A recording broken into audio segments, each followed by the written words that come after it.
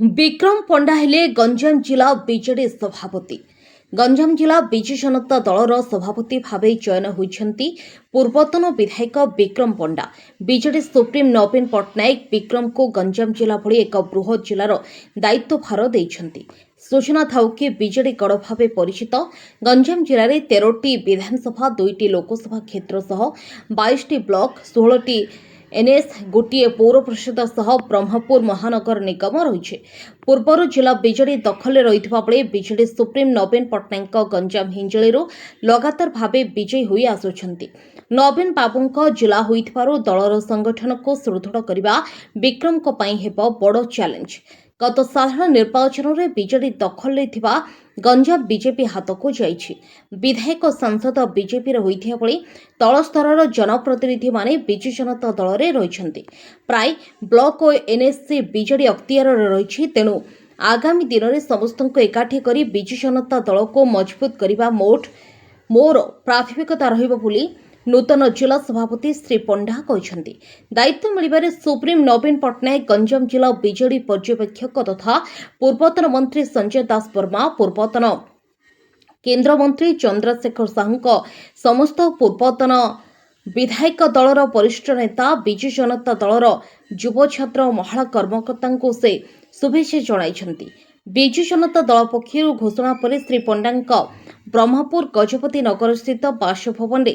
ଦଳୀୟ ନେତାକର୍ମୀମାନେ ପହଞ୍ଚି ପୁଷ୍ପଗୁଚ୍ଛ ଦେଇ ତାଙ୍କୁ ଶୁଭେଚ୍ଛା ଜଣାଇଛନ୍ତି। ସର୍ବପ୍ରଥମେ ମୋ ନେତା ତଥା ବିଜୁ ଜନତା ଦଳ ନେତା 4.5 କୋଟି ଓଡ଼ିଆଙ୍କ ହୃଦୟର ସମ୍ରାଟ ଶ୍ରୀ ନବୀନ ପଟ୍ଟନାୟକଙ୍କୁ ଧନ୍ୟବାଦ ଜ୍ଞାପନ କରିବି ଏବଂ ତା ସହିତ ଗଞ୍ଜାମବାସୀଙ୍କୁ ଧନ୍ୟବାଦ କରିବି ଏବଂ ଏଥିସହିତ ଆମର ସମସ୍ତ ନେତୃବର୍ଗ, ଗଞ୍ଜାମ ଜିଲ୍ଲାର ସିନିୟର ନେତୃବର୍ଗ ଏବଂ ତା ସହିତ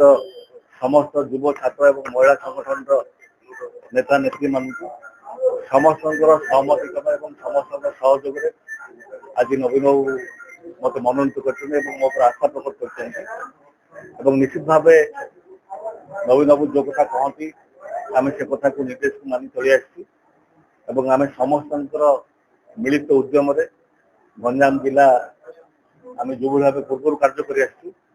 ଏବଂ ଗଞ୍ଜାମ ଜିଲ୍ଲା ସଦାବେଳେ ସାରା ଓଡ଼ିଶାରେ ସାଂଗଠନିକ କ୍ଷେତ୍ରରେ ହଉ, ବିଭିନ୍ନ କ୍ଷେତ୍ରରେ ସେ ରକ୍ତଦାନ କଥା କୁହନ୍ତୁ କିମ୍ବା କରୋନା ସମୟ କଥା କୁହନ୍ତୁ, ସଦାବେଳେ ଆମେ ଆମ ଟିମ୍ ପାଇଁ ଆମେ ସବୁବେଳେ ଉଦାହରଣ ସୃଷ୍ଟି କରିପାରିଛୁ ଏବଂ ସେଇ ବିଶ୍ୱାସ ମୋର ରହିଛି ନବୀନ ବାବୁଙ୍କ ନେତୃତ୍ୱରେ ଗଞ୍ଜାମ ଜିଲ୍ଲାର ସମସ୍ତ ନେତୃବର୍ଗ, ସମସ୍ତ ଯୁବ ଛାତ୍ର ଏବଂ ମହିଳାମାନଙ୍କର ମିଳିତ ଚେଷ୍ଟାରେ ଆମେ ନିଶ୍ଚିତ ଭାବେ ସଂଗଠନକୁ ଆହୁରି ମଜବୁତ କରିବୁ ଏବଂ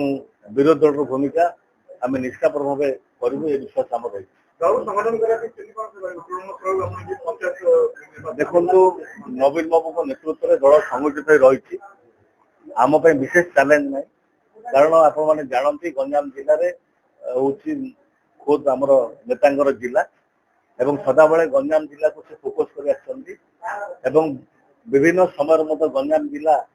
ସାରା ରାଜ୍ୟରେ ବିଭିନ୍ନ ପୁରସ୍କାର ମଧ୍ୟ ପାଇ ଆସିଛି ତାଙ୍କରି ସମୟରେ ଏବଂ ଆଜି ସବୁ ନେତୃମଣ୍ଡଳୀଙ୍କର ମିଳିତ ଆନୁକୂଲ୍ୟରେ ଆମେ ସଂଗଠିତ ହୋଇ ରହିଛୁ ଏବଂ ଆମ ସଂଗଠନ ବି ମଜବୁତ ରହିଛି ଏବଂ ବିରୋଧୀ ଦଳ ଭୂମିକା ହିସାବରେ ଆମେ ସମସ୍ତେ ମିଳିମିଶି ଆଗାମୀ ଦିନରେ ତାକୁ ଠିକ ଭାବରେ ଏବଂ ନିଷ୍ଠାପର ଭାବେ କରିପାରିବୁ, ସେ ବିଶ୍ୱାସ ମୋର ରହିଛି।